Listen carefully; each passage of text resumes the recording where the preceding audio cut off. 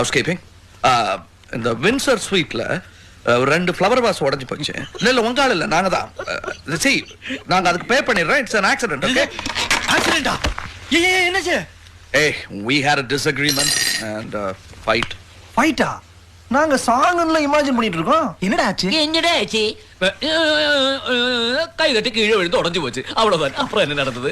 நீங்க என்னென்னலாம் நினைக்கிறீங்களோ அதெல்லாம் நடக்கல. என்னடா எனக்கு தான் பிடிக்கலன்னு சொல்லிட்டு இருக்கேன்.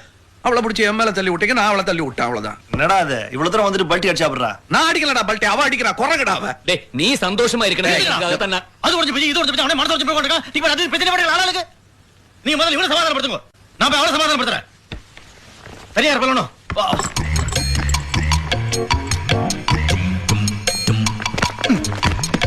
ஏன் எங்களுக்கு சமாதானம் பண்ண தெரியாதா? உன்னை விட நல்லாவே சமாதானப்படுத்துவோம். பின் யார் போறது?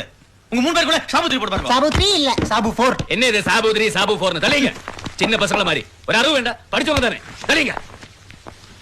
இங்கி Pinki பாங்கி father had a donkey, donkey died, father cried, இங்கி பிங்கி பாங்கி கி. அதான் இன்னொரு கீ டூப்ளிகேட் கீ அது. டேய்